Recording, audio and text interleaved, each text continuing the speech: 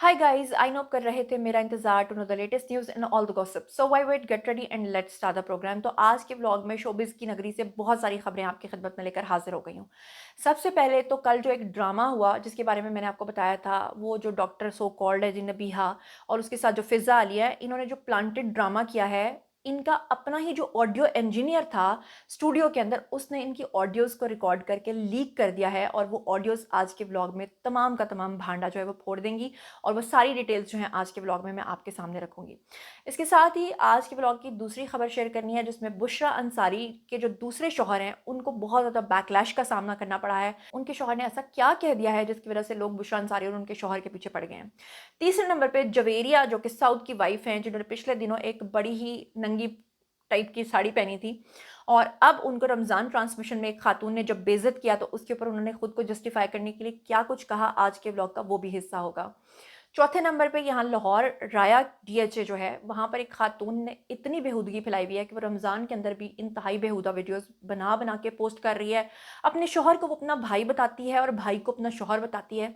उसकी कुछ हकीकत है जो आज के व्लॉग में आपके सामने रखनी है। इसके अलावा एक और टिकटॉकर जो जिनका नाम इफ़रा खान बताया जाता है, उनके बारे में सोशल मीडिया पे बहुत ही गंदी कैंपेन चल रही है। कहा जा रहा है कि वो एक दाश्ता हैं, उसके सगे मामू सामने आ गए हैं और वो खातून अब मरियम नवाज़ तक जा पहुंची है। उसका मामला कहाँ तक पहुंचा है ये भी आज के ब्लॉग में डिस्कस होगा।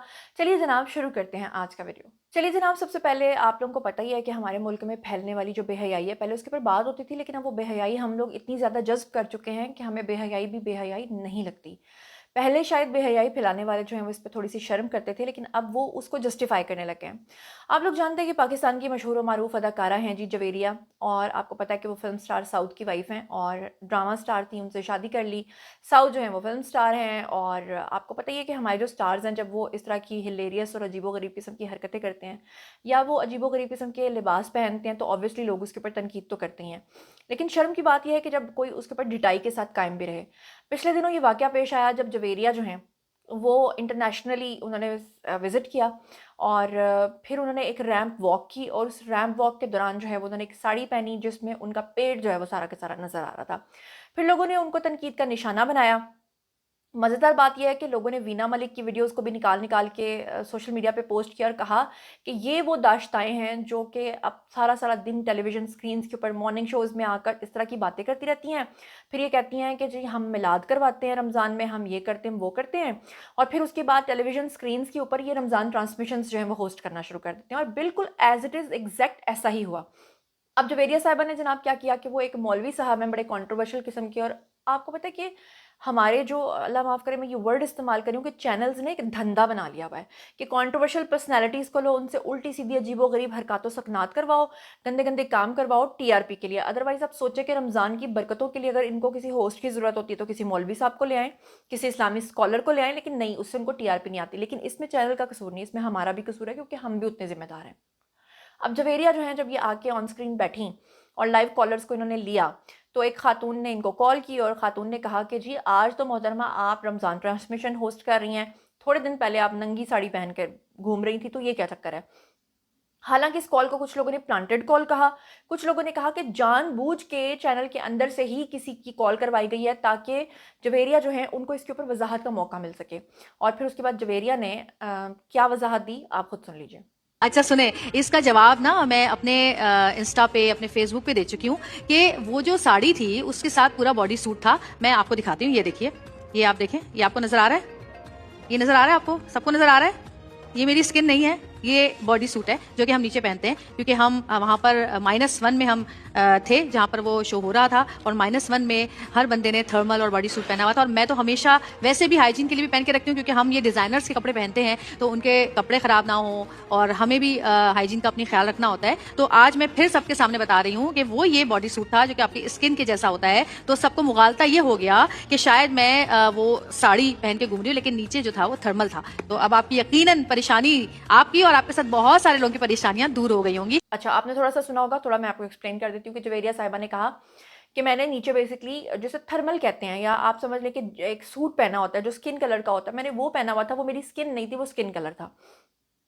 ये हमारी बहुत सारी एक्ट्रेसेस ने काम पकड़ा हुआ है, बाहर के मुल्कों में जाती हैं, फिर वो शॉर्ट स्कर्ट पहन के वीडियोस बनाती हैं, बाद में जब उनके ऊपर तनकीद होती है तो वो ये कह देती हैं कि वो जो हमने स्किन कलर की नीचे लेगिंग पहनी हुई थी वो बेसिकली हमारी स्किन नहीं थी, वो लेगिंग थी। तो बात यह है कि आप ऐसे काम करते क्यों हो जिससे लोगों को इस तरह की गलतफहमियां हो। और फिर मज़ेदार बात यह कि आपकी बॉडी भी कोई लीन हो, बहुत पतली हो ना, ज़ीरो साइज़ हो, तो पता भी चले इतना बड़ा आपका पेट कि जिसे देख के कोई ये समझे कि अंदर शायद किसी ने मटका घुसाया हुआ है। तो इस तरह की हरकतें सूट नहीं करती। लेकिन मैं आपको एक बात बताऊं, अब तो लोगों का ये एक तरीका बन गया है, उनको पता है कि ये करेंगे तो ही हम डिस्कस होंगे, अदरवाइज हम डिस्कस नहीं होंगे। अच्छा, इसके साथ ही जनाब आजकल दूसरी खबर पे चलते हैं कि जी बुशरा अंसारी साहिबा जो हैं पाकिस्तान की वेटरन एक्ट्रेस हैं। आप लोग जानते हैं कि वो शादीशुदा थी पिछले कई सालों से, पता नहीं 50 सालों से उनकी शादी हुई होगी माशाल्लाह। वो अभी अपनी लेट 70s या 80s में वो हैं। और आपको पता ही है कि उन्होंने अपने जो पहले शौहर थे उनको छोड़ दिया था, और उनके अपने जो बच्चे हैं उन्होंने भी आगे डबल डबल शादियां की हैं। खैर ये तो किसी का अपना निजी मामला है, लेकिन मैं क्योंकि खबर कोट करनी है तो आपको इसलिए पीछे का बैकग्राउंड जो है वो बता रही हूँ। अब बुशरा अंसारी साहिबा जो हैं उन्होंने जो फराह सादिया हमारी पाकिस्तान की एक मशहूर मारूफ होस्ट हैं उनके एक्स हस्बैंड के साथ शादी कर ली। और जिनके साथ उन्होंने शादी की वो खुद भी एक बहुत ही जिसे कहते हैं ना बड़े मंझे हुए डायरेक्टर हैं, और मैंने उनके साथ खुद भी काम किया हुआ है। तो वो जो उनके अब शौहर हैं उनके साथ उन्होंने अभी रिसेंटली जो है वो एक शो में शिरकत की, जहाँ पर उन्होंने खुल के अपने रिलेशनशिप के बारे में बात की। लेकिन उल्टा बुशरा अंसारी साहिबा को फिर से बैकलैश का सामना करना पड़ा, जहाँ पर उन्होंने ये रिवील किया कि जनाब उनके जो शौहर हैं, पहले तो उनके शौहर कॉन्ट्रोवर्शियल हो गए, हालांकि वो रियल में मैं उनको जितना जानती हूँ बड़ी decent personality. I don't know उन्होंने इस तरह का बयान क्यों दे दिया। मेरा ख्याल है उन्होंने अज़राह तफन्नुन एक मजाक की कोशिश की, वो मजाक उनको भारी पड़ गया, उनके मुंह से ये निकल गया कि मुझे जो है ना वो कभी भी अपनी एज फैलोज अट्रैक्ट नहीं की, मुझे हमेशा आंटीज़, ओल्डर आंटीज़ जो हैं वो अट्रैक्ट करती नहीं। एक तो इस बात पर उनके शौहर को बैकलैश का सामना करना पड़ा। ऊपर से उन्होंने रही सही साख ये कहकर पूरी कर दी कि जब भी वो किसी के घर जाते थे तो लोग अपनी बेटियों को उनसे नहीं छुपाते थे बल्कि अपनी माओं को उनसे छुपा लेते थे, क्योंकि उनकी नज़र उन पर होती थी। हालांकि बुशरा अंसारी ने इस चीज़ को कवर करने की कोशिश की, उन्होंने कहा हाँ हाँ हाँ ये मजाक कर रहे हैं, लेकिन लोगों को बड़ा बुरा लगा। असल में वो ये जस्टिफाई करने की कोशिश कर रहे थे कि बुशरा अंसारी उनसे उम्र में डबल हैं या बड़ी हैं काफ़ी ज़्यादा। तो लेकिन अफसोस की बात यह है कि वो खबर इस तरह की बन गई कि लोगों ने उनके ऊपर बराह रास्त तनकीद करना शुरू कर दी। तीसरे नंबर पर बुशरा अंसारी ने कह दिया कि मेरी अपने शौहर के साथ इसलिए बनती है क्योंकि जिस दिन से हमारी शादी हुई है हमारे रूम्स अलग अलग हैं।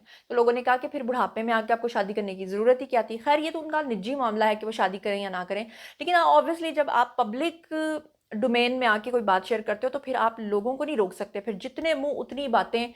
और आपको पता ही है कि लोग तो फिर बातें कर करके मार ही देते हैं। क्या कुछ कहा उन्होंने, आप खुद ही सुन लीजिए। कभी जिंदगी में ना ये मेरा एज ग्रुप है लड़की अच्छी नहीं लगी, मुझे हमेशा औरतें अच्छी लगती हैं बड़ी उम्र की।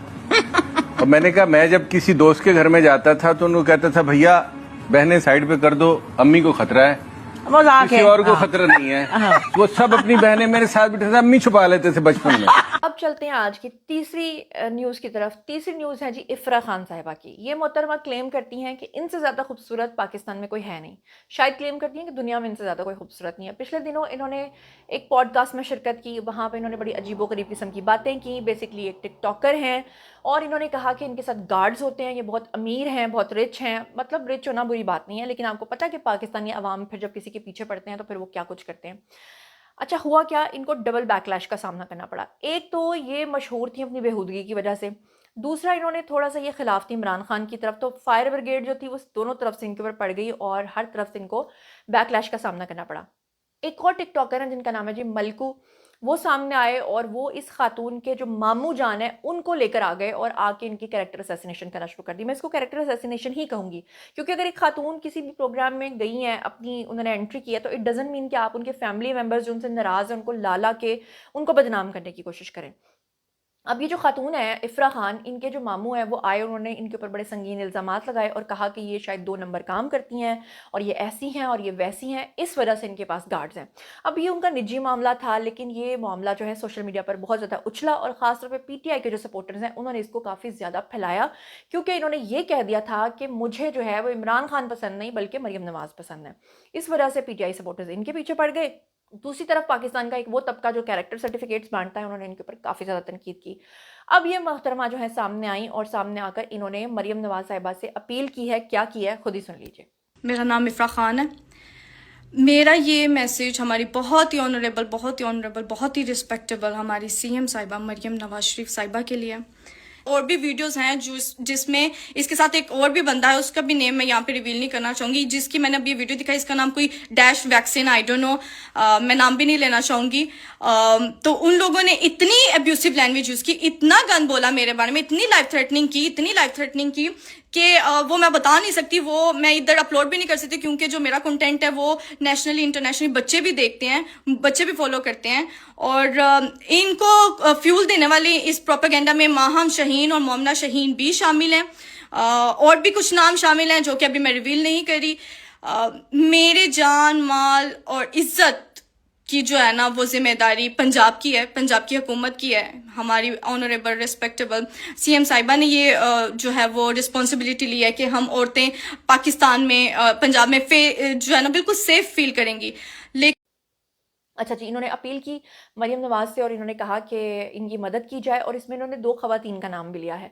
तो वो जो मलकू साहब हैं और जो इनके मामू हैं, उनका कहना यह है कि वो जो 2 ख़वातीन हैं वो दरअसल इनकी कज़न्स हैं और ये उनका नाम लेकर उनको भी बदनाम कर रही हैं। तो मुझे ये समझ नहीं आती कि पाकिस्तान एक वाहिद कंट्री क्यों बन गया है जहाँ पर इतना गंद है कि लोग अपने घरों की बातें जो हैं वो सामने लेकर आ जाते हैं। घरों की बातों से मुझे याद आया कि वो मोहतरमा जो हैं जी डॉक्टर नबीहा, उनका तमाशा आप सब लोगों ने देखा, और वो तमाशा लगवाया किसने? फ़िज़ा अली ने। और फ़िज़ा अली ने जो एक्टिंग की, उस एक्टिंग को लोगों ने 0-0 मार्क्स दिए, और लोगों ने जिस तरह से तनकीद की वो मुझे बताने की ज़रूरत नहीं, कल के ब्लॉग में मैंने आपको बताया था। लेकिन आज मैं कुछ ऐसी डिटेल आपको बताने जा रही हूँ जो कि आपके होश उड़ा देगी। वो कैसे कि आपको पता ही है कि हर शख्स जो स्टूडियो के अंदर दाखिल होता है उसको एक माइक लगाया जाता है, और वो माइक जो है, जब प्रोग्राम हम कहते हैं कि ब्रेक पे जा रहे हैं तो उस दौरान भी वो माइक ऑन होते हैं। जो कैमरा मैन्स होते हैं उनकी एक्सेस होती है, क्योंकि ऑडियो इंजीनियर्स जो अंदर बैठे होते हैं वो आपकी हर चीज़ रिकॉर्ड कर रहे होते हैं। इवन कि अगर माइक लगाए हुए आप वॉशरूम चले जाएं तो वहाँ से भी हर चीज़ आपकी रिकॉर्ड हो रही होती है। फ़िज़ा खान की ऑडियो लीक हो गई है उनके स्टूडियो से, जिससे ये भांडा फूट गया है कि ये जो इन्होंने डॉक्टर नबीहा वाला किया है ये टोटल का टोटल एक प्लांटेड ड्रामा था। मैंने तो आपको कल ही बता दिया था कि ड्रामास की खातिर लोग अपना ईमान बेच देते हैं, तो रमज़ान ट्रांसमिशन में क्या हुआ। अब वो ऑडियो मैं आपको सुनवाने जा रही हूँ, ज़रा गौर से देखिए और फिर आप देखिए कि ये लोग कितने गलीज़ हैं कि अल्लाह माफ़ करे, रमज़ान के महीने में ये लोग क्या क्या बेचने की खातिर, टीआरपी की खातिर किस कदर गिर जाते हैं। Have a look. Hint hint मुझे बोलने नहीं दे रहे, आगे आए जा रहे कि मेरी बज रही है। मुंबई लाएगा सीधा वापस ले जाओ। आज की ये भी वायरल ही निकली। बस थोड़ी सी सुनिए, बहुत जल्दी रख दिया माँ का डॉक्टर साहब, मतलब बहुत जल्दी रख दिया माँ का यार, माँ का टॉपिक बहुत जल्दी आ गया। रब्बे का करने, रब्बे का इतनी पहले नहीं, माँ का बड़ा रोलता वाला होता है भाई। कल सास का किया, माँ का करना पड़ता। कल सास का हो गया, सास दोनों का किया तो रोना शुरू हुई, वो दिमाग की बातें जो रोना शुरू हुई थी। जगह पे है तो अच्छा है ना, जगह पे चलने दो। लेकिन सबसे ज्यादा निशिकांत कहते डॉक्टर यार जो पहले एक बंदे ने बनाई, मुझे तो पता ही नहीं क्या होना। वो जो पहली पिछले दफा रमजान में उसके साथ बनी थी वो भी सारी मेरे पे आ गई थी, तुलसी वाली पड़ गई थी, पकड़ के ला रही है फिजा कह रही है डॉक्टर साहब। हाँ अच्छा आइडिया। अच्छा सुने, मजे की बात, सबसे बड़े मजे की बात, नदीम साहब वो पता है क्या है? नदीम साहब सबसे बड़ी बात, नबीहा से कल उनकी पहली मुलाकात थी, कल उनकी पहली मुलाकात थी कि नहीं जानते थे। तो आप लोगों ने सुन लिया, लोगों ने इनको किन किन अलकाबात से नवाजा है, जरा मैं आपको दिखाती हूँ। या स्क्रीन के ऊपर एक कमेंट आया, किसी ने लिखा, शैतान सुना था कि रमजान में बंद होता है, ये फिजा अली और ये खातून जो है ये कैसे खुल गए। एक ने लिखा कि रमजान ट्रांसमिशन और सास बहू सीरियल धूम तलाना धूम तलाना। किसी ने लिखा जनाब कि हा हा हा फिजा हा हा हा, doctor is so much confuse, he just stuck between two women. असल में इन्होंने अपने प्रोग्राम के अंदर जो दूसरा बेचारा एक गेस्ट बुलाया हुआ था डॉक्टर, जिसका इस चीज़ से कोई लेना देना नहीं था, ये खातून उसके आगे जाके जिस तरह से ड्रामे करती रही, बताइए डॉक्टर, तो वो डॉक्टर बेचारा परेशान हो गया, उसको समझ नहीं आ रहा था मैं क्या करूँ। वो एक आपा को भी बुलाया हुआ था जो टोटके बताती हैं, वो आपा भी बेचारी परेशान हो गई। मेरे ख्याल से दोनों को रात को जाकर नींद नहीं आई होनी कि हमारे साथ हुआ क्या है। अच्छा, फिर उसके बाद किसी ने लिखा, डॉक्टर साहब इज सो कन्फ्यूज्ड। तो डॉक्टर साहब आपको पता है ये पूरे ड्रामे के दौरान कंफ्यूज नहीं बल्कि मुस्कुरा रहे थे, वो हंस रहे थे, वो मजाक उड़ा रहे थे, लेकिन उनको समझ नहीं आ रही थी कि मैं रिएक्ट करूं तो करूं कैसे। किसी ने लिखा रमज़ान ट्रांसमिशन क्रॉस और डैश की जो मोहतरमा है ट्रांसमिशन टिक। और फिर किसी ने लिखा कॉमेडी शो। तो किसी ने लिखा कि आपको नहीं लगता कि ज़्यादा ही ओवर एक्टिंग हो रही है। मतलब फ़िज़ा ख़ुद को एक्ट्रेस कहती रही हैं, 90s के ज़माने की एक्ट्रेस हैं, और सोचें कि उनको एक्टिंग नहीं करनी आई, सब पता चल गया, भांडा फूट गया, ऊपर से जनाब ऑडियो भी लीक हो गई, इसके बाद भी अगर कोई शर्म ना खाए, माफ़ी ना मांगे।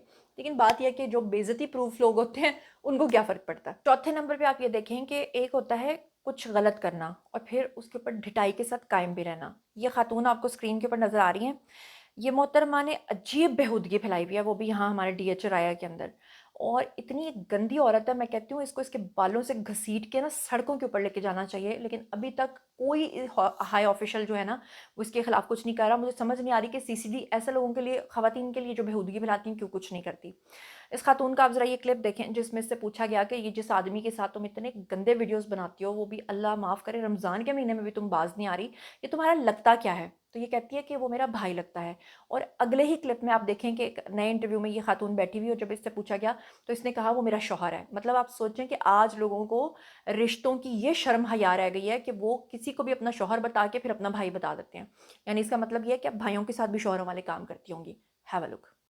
अभी सिंगल है जी। तो जिनके साथ बड़े वो कलावे डाल डाल के वो चिपक चिपक के आप डांस कर रही होती हैं, वो कौन है? मेरा भाई है।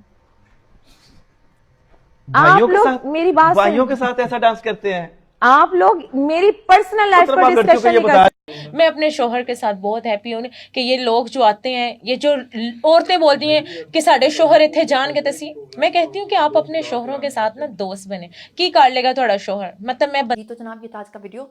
बारी अच्छी आप लोगों की आई कमेंट सेक्शन में, और बताइए कि आप इन तमाम चीज़ों के बारे में क्या सोचते समझते हैं। मजीद खबरें, व्लॉग्स, इंटरव्यूज़ और साथ तस्वीर जानने के लिए और मेरे से कनेक्टेड रहने के लिए चैनल को सब्सक्राइब कर लीजिएगा। अपना बहुत बहुत ख्याल रखिएगा। अल्लाह निगहबान।